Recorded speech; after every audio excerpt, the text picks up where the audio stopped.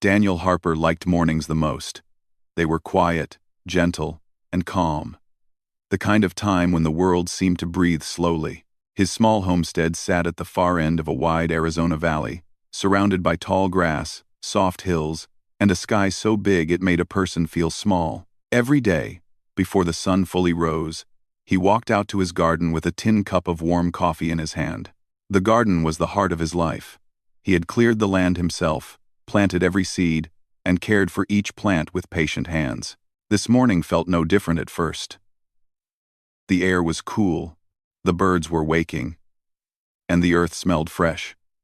Daniel expected to find everything in its usual order. Rows of beans, corn, squash, tomatoes, and herbs growing in neat lines. But as he walked closer, he noticed something unusual. One corner of the bean row looked disturbed, not broken or ruined, just shifted, as if someone had been there. He slowed down, studying the soil. His first thought was that an animal might have wandered through during the night. Rabbits, maybe, or a deer. But the footprints did not belong to any creature he knew. They were small, light, and definitely human. Daniel straightened, his heart beating a little faster from surprise. Not fear. He lived far away from towns and camps. Almost no one came this way by accident. Visitors were rare. He looked around the garden, letting his eyes adjust to the dim morning light. Then he saw her. A thin figure crouched low between two rows of beans, trying to stay hidden. Her hair, long and dark, fell around her face. Her clothes were worn and dusty, and he could see how loosely they hung on her frame. She looked like she had not eaten well for many days. She did not seem dangerous or strong, only tired, hungry, and frightened. For a moment, Daniel simply watched her. She was reaching for the beans with trembling hands, trying to pick a few without making noise, but her body shook from weakness, and every small movement made the leaves rustle. The woman did not see him yet. Daniel took a slow step forward. The ground under his boot made a soft crunching sound. The woman immediately froze. She looked up sharply, and their eyes met. Her eyes were wide, dark, and full of fear. Not the kind of fear that comes from guilt, but the kind born from desperation. She looked like someone who had been running from many things for a long time. Daniel did not move any closer. He did not raise his voice. He simply stood there, letting her see him clearly, giving her time to understand that he had seen her. The woman's lips parted, but no words came out at first. She seemed unsure whether to flee, speak, or stay completely still. She attempted to stand, but her legs wobbled, and she sank back into a crouch. Her body was too tired for sudden movements. She lowered her gaze, as if preparing for whatever might happen next. Daniel felt something shift inside him. He had expected maybe an intruder, someone strong or dangerous. But the woman before him looked more like a person trying to survive than someone trying to cause trouble. "What are you doing here?" he finally asked, his voice low and calm. The woman swallowed hard. Her throat seemed dry. When she spoke, her voice came out fragile and cracked, as though each word cost her effort. I am sorry," she whispered. "I was hungry." Her eyes filled with tears she tried to hide. She looked down again, ashamed. Daniel looked at the bean plants, then back at her. He could see exactly how much she had taken, only a handful. Barely enough for a small meal. She had tried to be careful, as if she wanted to take only what she absolutely needed. He took a step closer, slowly, so she would not feel threatened.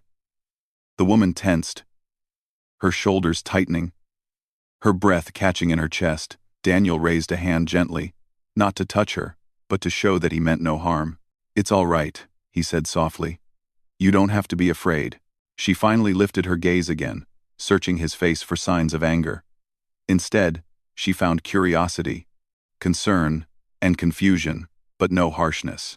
The woman hesitated a long moment before speaking again. "I did not want to cause trouble. I only needed food." She pressed her hands together as though asking for mercy. "I can serve you if you spare my life. I can work. I am strong when I have food." The words came out quickly, as though she had practiced them in her mind many times, waiting for the moment she might need them. Her voice shook, not from fear of him specifically, but from everything she had gone through before arriving in his garden. Daniel felt a heaviness in his chest. He understood now. She must have been alone for some time, wandering, trying to survive on whatever she could find. The offer she made was not dramatic, it was honest, sincere, and full of quiet dignity. She was not asking for kindness without giving something in return. She was offering the only thing she had left: her willingness to work. He studied her face carefully. There were lines of exhaustion there, shadows of long days under the sun, and nights of little sleep, but there was also strength, an inner strength that had carried her through difficult times. "What's your name?" Daniel asked, trying to bring a sense of calm to the moment. The woman blinked, surprised by the question. "Nalin," she said softly. "My name is Nalin. Trom." "Nalin," Daniel nodded. "I'm Daniel." Nalin lowered her head again, trembling slightly. She did not know what he planned to do next. Her fingers curled into the fabric of her clothing as she waited for his judgment. Daniel took another slow breath. He looked again at the garden, at the small amount she had taken, at her tired eyes, at the quiet morning around them. Nothing about her suggested harm or trouble. She was simply a person caught in a hard moment of life. "I do not want to cause you fear," he said.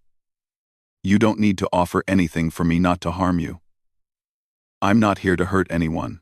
Her eyes softened, but the fear did not completely leave. People who have been afraid for a long time do not lose fear easily. "Are you alone?" he asked gently. She nodded. "Yes." "Have you eaten recently?" She shook her head. "Not for 2 days." Her voice broke again. "I was looking for roots, berries, anything. Then I saw your garden." Daniel felt a quiet sadness. The land around his homestead was rough. Food was hard to find for someone who did not have supplies or a safe place to stay. He understood that she had come to his garden because it was her only option. Hunger had pushed her to take a risk. He walked a little closer, but still kept a respectful distance. "Nalin," he said, "you don't need to hide. You can stand if you want." She looked unsure, but she tried. Her legs shook again, but she managed to rise. She stood small and thin, her shoulders slumped from exhaustion. She looked like a person who had carried many worries on her back. Daniel noticed how her clothes were worn through at the edges, how her hands were rough and scratched, how her feet seemed tired from walking many miles. She looked like life had tested her more times than most people ever experience. "Come to the porch," Daniel said gently. "You need food first. Then we can talk." Nalin immediately shook her head in worry. "I do not want to enter your house. I do not want you to think I am here to take more. I too." Daniel smiled softly, reassuringly. "You're not taking anything. I am offering it." Nalin hesitated, studying him. Trust was not easy for her, but she sensed honesty in his tone. She nodded slowly, taking small steps after him. As they walked toward the porch, Daniel kept his pace slow so she could follow comfortably. The morning light grew brighter, warming the sky. Birds chirped softly, as if welcoming a new beginning. They reached the porch, and Daniel opened the screen door. He pointed toward a wooden chair. "Please sit," he said kindly. Nalin touched the chair lightly before sitting down, almost as though she was afraid it might break or that she did not deserve to rest in such a place. When she sat, her shoulders dropped a little, showing how tired she truly was. Daniel went inside and returned with a small plate of bread and warm beans he had cooked the night before. He set the plate down gently in front of her. Nalin looked at the food, then at Daniel, her eyes shining with gratitude and disbelief. "Thank you," she whispered. "Eat slowly," he told her. "Your body needs time." She nodded and began to eat in small, careful bites. Each bite seemed to bring a bit of color back to her face.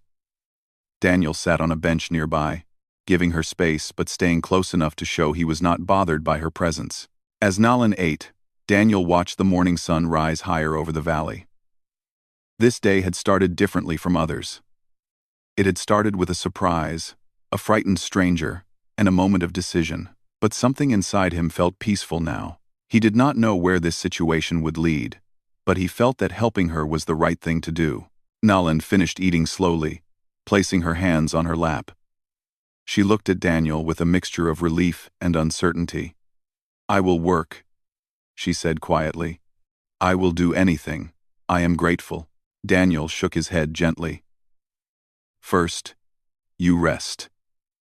We will talk about everything later." For the first time since he had found her in the garden, Nalan's shoulders relaxed. A small breath escaped her, like a weight had lifted. She glanced toward the garden, toward the very place she had feared would lead to her harm, and then back at Daniel. Something new was beginning between them, though neither of them knew exactly what it would become. But in that simple moment on a quiet porch, under a warm sky, they shared the first bit of trust. It was a beginning shaped not by fear but by kindness, and it would change both of their lives in ways they could not yet imagine. Daniel kept a careful eye on Nalan throughout the morning. She ate slowly, rested on the porch, and then simply sat there for a while, as though trying to understand whether she was really safe. The sunlight warmed her face, and for the first time since he had found her trembling in his garden, she looked a little less frightened. Still tired, still thin, still uncertain but calmer, as if her heart was finally taking a breath after many days of worry. Daniel went about his chores, working near enough to the porch so she could see him and not feel abandoned. He repaired a fence post, swept dust from the walkway, and tightened a few loose nails on the barn door. Every now and then, he glanced her way. She always noticed, but not in a nervous way. Her eyes followed him because she was trying to understand who he was and what he expected from her. After a while, Nalan stood slowly, testing her strength. She walked to the edge of the porch, though she did not step off it, almost as if she needed permission to move around. "Are you feeling better?" Daniel asked, wiping his hands on a cloth. Nalan nodded. "Yes," she said softly. "Food helped." "Thank you." "You're welcome," he said with a small smile. She looked out over the yard and the fields beyond, her eyes wandering across the land. "Your home. It is peaceful," she said in a thoughtful voice. "It's quiet," Daniel replied. "Sometimes too quiet. But I'm used to it." Nalan touched the porch railing gently, as if grounding herself. After a few moments, she said, "You said we would talk." Her tone held a mix of courage and caution. "We will," Daniel answered. "But not because you owe me anything. I just want to understand how to help you." Her expression softened, but there was still uncertainty in her gaze. "I want to work," she insisted. "I can gather wood, carry water, prepare food, anything that you ask. I don't want to stay here without doing something." Daniel admired her honesty. She wasn't asking for charity. She was offering effort, offering value. "All right," he said gently. "If working makes you feel more comfortable, then we can find something for you to do." This simple answer seemed to ease her tension. She nodded with a small sense of relief. "Before that," Daniel continued, "you should rest a little more. You walked far, didn't you?" "Yes," Nalan whispered. "Many days. Where were you trying to go?" "I don't know," she said slowly. "Just somewhere safe. Somewhere with food. My people. They had to move. Some went north. Some went south. I lost them. I kept walking until I could not walk anymore." Her voice remained calm, but Daniel could hear the weight behind her words. Losing one's family, not knowing where they went, wandering the land alone, it was a heavy burden. She did not describe it with dramatic words or long stories. She didn't need to. The quiet sadness in her eyes told enough. Daniel nodded with understanding. "You'll be safe here for now," he said. "No one comes to this valley much." "No one comes to this valley much." Nalan glanced around, as if testing his words. "Will others come? People who may not like that I am here?" He chose his answer carefully. "Sometimes travelers pass through, but not often." And if anyone comes, they won't trouble you. I'll make sure of that. She studied his face, trying to decide whether she could trust those words. Eventually, she nodded. Thank you. After resting a bit more, Nalin asked again if she could work. Daniel did not want to tire her, but he also saw that work would make her feel useful instead of helpless. All right, he said. We can start with something simple. He handed her a small wooden bucket. Can you gather some clean water from the stream? It's not far. I'll walk with you the first time. She nodded eagerly, appreciating being included. They walked side by side toward the stream, moving at a slow pace to match her strength. The land was open and peaceful, soft hills, tall grass, and scattered cottonwood trees that rustled in the gentle wind. Nalin walked quietly, taking in the scenery as though seeing it with new eyes. The land is beautiful, she said softly. It is, Daniel agreed. That's why I chose it. You take care of it, she added. Daniel smiled a little. I try. As they reached the stream, Nalin knelt beside it. The water flowed clear and cool over smooth stones. She dipped the bucket carefully, her movements gentle and practiced. It was clear she had carried water many times before. When she lifted the bucket, her arms trembled slightly from weakness. But she held on with determination. You can rest for a moment, Daniel suggested. Nalin shook her head. I can carry it. She stood slowly, steadying herself. Daniel stayed close in case she needed help. But she managed, taking small but strong steps back toward the homestead. When they reached the porch, she set the bucket down. She breathed heavily but smiled faintly. Proud of herself for completing the task, Daniel nodded in approval. Thank you, that helps. Nalin sat on the edge of the porch again, catching her breath. She looked up at Daniel with quiet curiosity. You live here, alone? Yes, he said. It's not an easy life, but it suits me. It must get lonely, she said gently. Daniel hesitated, then admitted, sometimes. They fell into a comfortable silence. Nalin seemed to be thinking deeply. I lived with many people, she said after a while. Always surrounded by family, elders, children. There was always sound, laughter, work. She paused, her voice softening. Now it is quiet. Too quiet sometimes. Daniel understood in his own way. Maybe. The quiet here will feel less heavy with two people, he said quietly. Nalin looked up, surprised by his honesty. A small, hopeful smile touched her lips. Later in the afternoon, Nalin asked if she could help in the garden. Daniel hesitated at first, not wanting her to relive the moment he found her in it. But she insisted gently. I want to make right what I did, she said. I took from the garden. Now I want to give back to it. Her sincerity moved him. All right, he said kindly. Come with me. They walked to the garden together. The sunlight made the bean leaves shine soft green. Nalin stood in the place where he had first seen her crouched in fear. For a moment she looked down. Remembering how frightened she had been, Daniel sensed her discomfort. You don't have to feel bad, he said. You were hungry. Anyone would have done the same. She looked up at him, gratitude warming her eyes. Still, I want to care for the plants. So he handed her a small gardening tool, and they worked side by side. She pulled weeds gently, making sure not to disturb the roots. She tied weak bean vines to wooden stakes. She checked the soil with experienced hands. Daniel watched her with growing respect. You know a lot about plants, he said. My mother taught me, she replied softly. And my grandmother. They said the land teaches you if you listen. You listen well, Daniel said with a smile. They worked for almost an hour.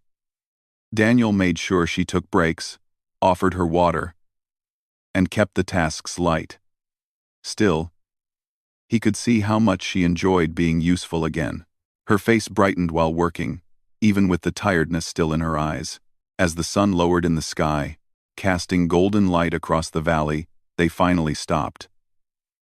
Nalin looked around the garden with a satisfied expression. It looks better, she said. It does, Daniel agreed. They walked back to the porch as the warm evening air settled around them. The day had changed them both, though neither said it out loud. Nalan now felt a little more at home. Daniel felt a little less alone. Nalan sat down again, and Daniel brought her a bowl of warm stew for supper. She ate slowly, savoring each bite. When she finished, she asked quietly, "Can I stay here for a few days? Until I am strong enough to travel again?" Daniel looked at her thoughtfully. He sensed that she had nowhere else to go. Traveling alone, weak, and without supplies, would only bring her more hardship. "You can stay as long as you need," he said gently. Her eyes glowed with gratitude. "I will work every day," she promised. "I won't be a burden." "You aren't a burden," Daniel said firmly. She looked down, touched by the kindness she had not expected. For the first time, she looked peaceful, not entirely, but enough to show she felt safer than before. As night began to fall, fireflies flickered in the yard. The distant hills turned dark purple. A quiet calm wrapped around the homestead, soft and soothing. Nalan looked out at the land and whispered, "Maybe this place is where I was meant to stop." Daniel wasn't sure what the future would bring. But in that quiet moment, he felt something shift inside him. Something warm, steady, and unfamiliar. For the first time in a long while, his home didn't feel empty. And for Nalan, for the first time in many days, the world didn't feel frightening. It felt like the beginning of a new chapter neither of them had expected. The days that followed brought a calm rhythm neither Daniel nor Nalan had expected. Every morning, Daniel stepped outside to begin his chores. And every morning, Nalan was already awake, sitting quietly on the porch or near the garden, ready to help. She still moved carefully, as if testing her strength. But every day, she grew a little steadier, a little stronger, a little more hopeful. Daniel noticed it in small ways. Her steps became less hesitant. Her voice grew clearer. She smiled more often, though her smiles were still soft and gentle, like little rays of sunlight that slipped through cloudy weather. She even laughed once, just a short, quiet laugh, but Daniel remembered it long after. Still, even with this growing peace, something lingered in her eyes. A distant worry, a shadow of old fears. Daniel didn't ask about it, but he saw it. It was the kind of worry that stayed inside a person even when the outside world seemed calm. One afternoon, while they worked in the garden side by side, Nalan paused and looked toward the distant hills. Her expression changed. It tightened a little, almost like she had heard something Daniel didn't. "Is something wrong?" he asked gently. Nalan shook her head quickly. "No, nothing." But Daniel wasn't convinced. He didn't press further, though. He knew she would speak when she felt ready. Later that evening, as the sky turned orange and pink, they sat on the porch, sharing a light meal. After a quiet moment, Nalan spoke suddenly. Her voice soft, but full of meaning. "Sometimes I hear things," she said. "Voices, movements. I don't know if they are real or just memories." Daniel turned to her slowly. "What kind of sounds?" She hesitated. "People, horses, footsteps. Maybe travelers far away. Maybe only the wind." She looked down at her hands. "I worry that someone will come who will not understand me. Someone who might not want me here." Daniel listened carefully. "You're safe here," he said. "If anyone comes, we'll talk to them together. No one will trouble you." Her eyes met his with grateful softness. "I believe you," she said. "But my heart, it remembers old fears." Daniel nodded in understanding. "Sometimes the heart takes longer to feel safe than the body." Nalan breathed out slowly. The evening air seemed gentler after that. Over the next few days, the weather began to change. Clouds rolled in, not dark or threatening, but full and heavy, promising rain.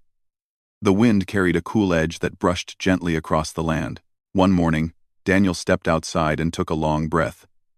"A storm is coming," he said. Nalan glanced up at the sky and nodded. I felt it yesterday, she said. The air is thicker.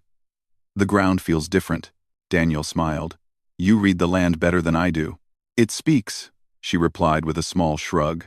You just have to listen. Throughout the morning, they prepared for the storm. Daniel checked the windows and doors, made sure the animals had shelter, and covered some of the tools. Nalin gathered firewood and brought it to the porch.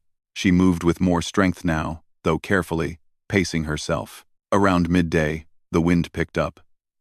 Leaves danced in the air, and the sky turned a deeper shade of gray. Daniel walked to the far edge of the property to check the fences before the rain began.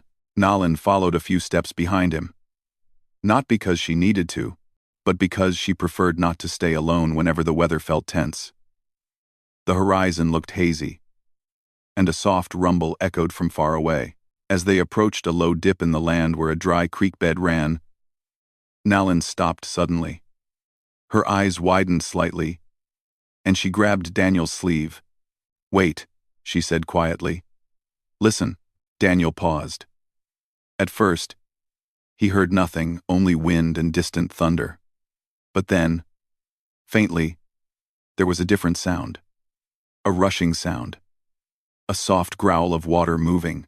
It's the creek, Daniel said. It always fills when it rains. No, Nalin said firmly. It fills fast. Too fast. The rain hasn't started here yet, but it has started up in the hills. She pointed toward the distant mountains. Water travels quickly from there. Daniel realized she was right. The sound grew louder. Within moments, a flow of water appeared in the dry bed, thin at first, then rapidly filling. What looked calm at first glance grew stronger, quicker, deeper. We should step back, Daniel said, surprised at how fast it grew. No, Nalin said urgently, pulling him farther away. More water is coming. A lot more, and she was right again. A moment later, a large wave of water swept down the creek bed, rushing with surprising force. Daniel stared in stunned silence. If they had walked even a few steps farther into the dip, they might have been caught off guard. He turned to look at Nalin. She wasn't frightened. She was focused, calm, as if she understood the land's warnings long before he did. You saved us from trouble, Daniel said sincerely. I didn't realize the water would come so quickly. Nalin lowered her gaze humbly. It is something my people taught me. The land always speaks before it changes. My mother said, never trust a quiet creek after the sky shifts. Daniel chuckled softly. Good advice. I'll remember it. They walked back toward the homestead as large raindrops began to fall.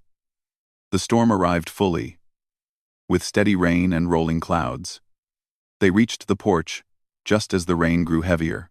Inside, they set a small lamp on the table and listened to the soft drumming of water on the roof. The warm light filled the room with a gentle glow. Daniel prepared tea, and when he handed a cup to Nalin, she held it with both hands, grateful for the warmth. The thunder outside was distant and low, more comforting than frightening. You knew the storm would bring trouble, Daniel said. How? Nalin looked into her cup for a moment before answering. When you live close to the land, she said, you learn its signs. The smell of the wind, the shade of the clouds, the way the birds fly before rain. She smiled a little. The smell defend, and sometimes you simply feel it. Daniel admired her knowledge. I've lived here for years, he said, but I still don't read the land the way you do. You know other things, she replied kindly. You know how to build a home, how to keep order, how to fix what is broken. She looked around the room. You made this place safe. Daniel felt a warm sense of appreciation at her words. We can make it safer together, he said gently. A soft silence settled between them, not uncomfortable, but warm and thoughtful. After sipping her tea, Nalin looked up with calm honesty.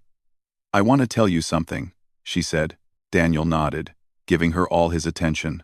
When I came to your garden that morning, she began, I was not only hungry, I was afraid. I didn't know what would happen. I didn't know if anyone would listen to me. Her eyes softened. But you listened. You gave me food. You gave me peace." She took a slow breath. "I haven't had peace for a long time." Daniel felt something shift inside him again, a quiet, steady warmth. "You deserve peace," he said simply. Nalin looked at him as if those words held more kindness than he realized. "I am grateful," she whispered. The storm continued through the evening, gentle and steady. The sound of rain made the world outside feel distant, softened. Inside the warm home, the two sat in quiet conversation. Nalin shared small pieces of her past, not heavy stories, but memories of her family, traditions, the way her people moved with the seasons, the songs her grandmother sang. Daniel listened with genuine interest. Her voice carried a calm beauty when she spoke of her memories, even the sad ones.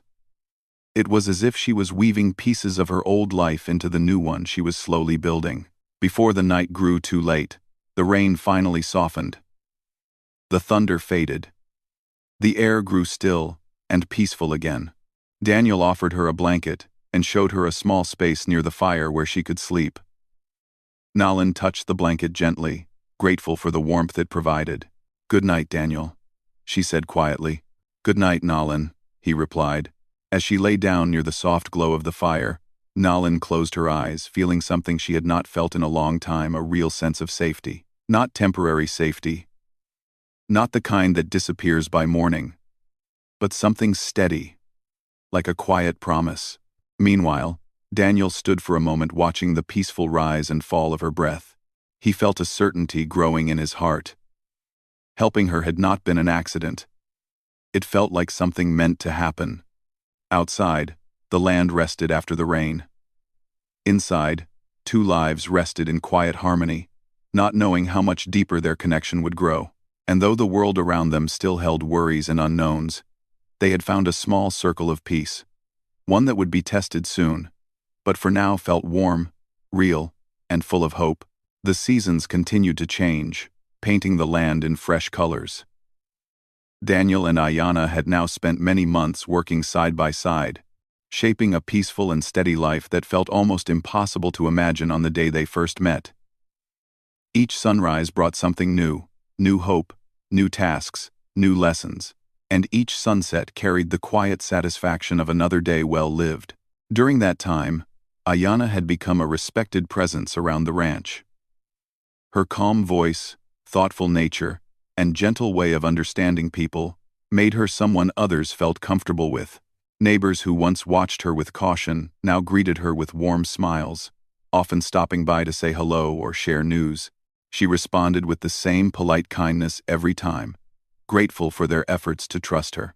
Daniel noticed how naturally she connected with everyone. She had a soft way of listening, never interrupting, never judging. Children enjoyed being around her too. Sometimes, when they visited the ranch with their parents, she would show them how to grind corn or weave simple patterns with grass. The children would sit around her, wide-eyed, hanging onto every word as she explained things slowly and clearly. Daniel admired her for that. He found himself learning from her without trying. She had a patience that seemed endless, especially on the days when he grew frustrated with broken tools, uncooperative animals, or unexpected weather.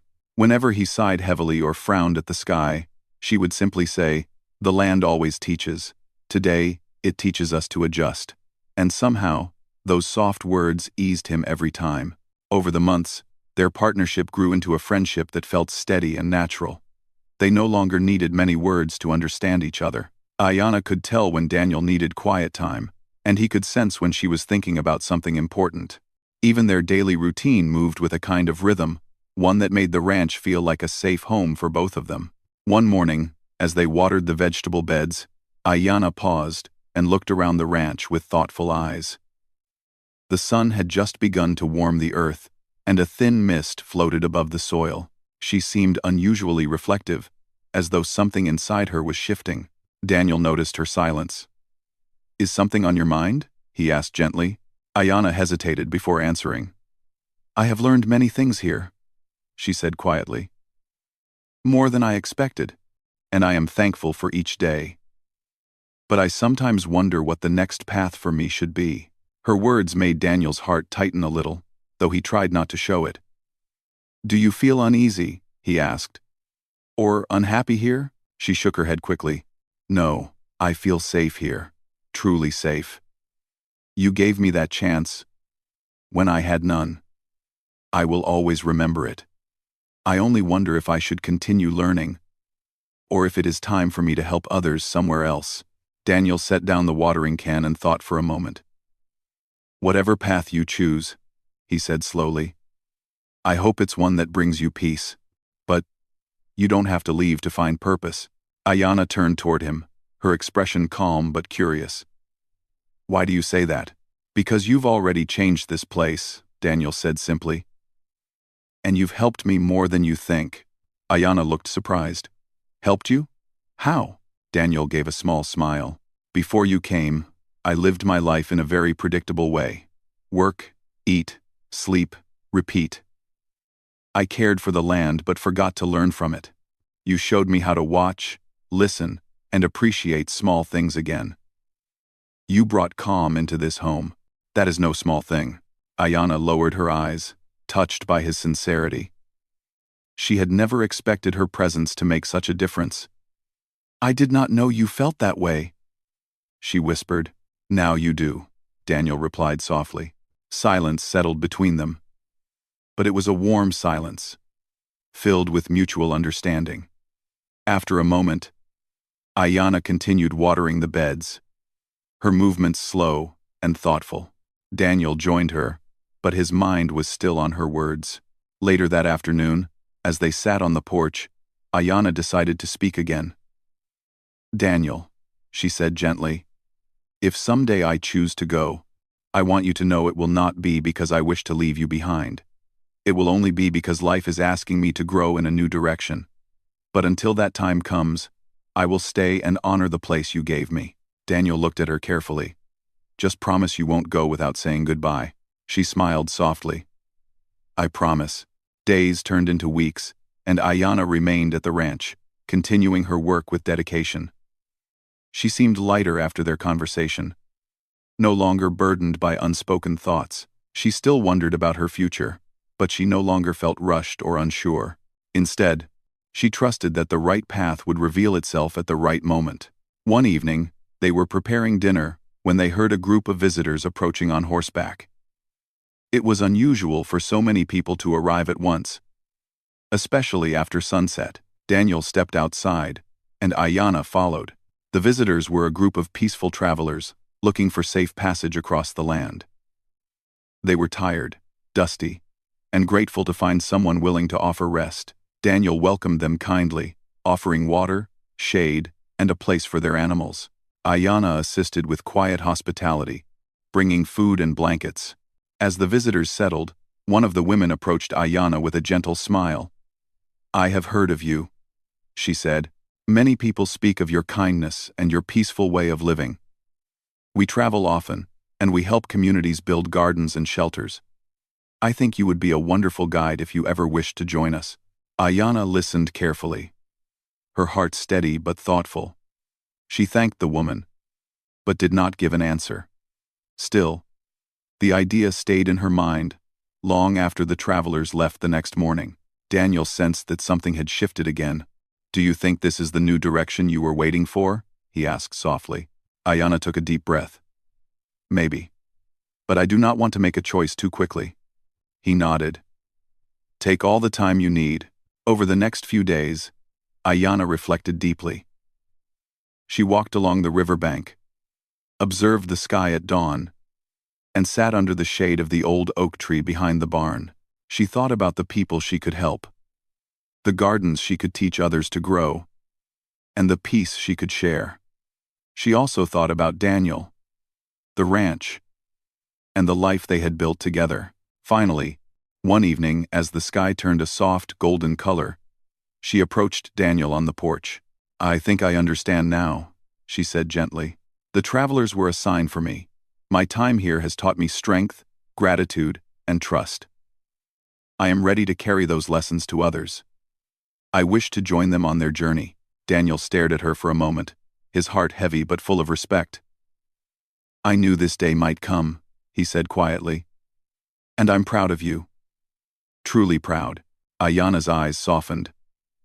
I will miss this place. And I will miss you. You gave me a chance when I needed it. I will never forget that. He nodded, trying to keep his voice steady. And I will never forget the person you became here. They spent the next morning preparing her things. It wasn't much, just a small bundle of woven cloth holding a few personal items, some dried food, and a handmade tool for tending soil. Daniel gave her a small pouch of seeds from the ranch garden. Plant these wherever you go, he said. Let them remind you of home. Aid. Ayana held the pouch gently, touched by the gesture. Thank you, she whispered. When the travelers returned to meet her, she climbed onto one of their horses and looked back at Daniel. They shared a long, steady moment of understanding. One filled with gratitude, respect, and quiet acceptance. Goodbye, Daniel, Ayana said softly. Goodbye, Ayana, he replied. The world will be better because of you.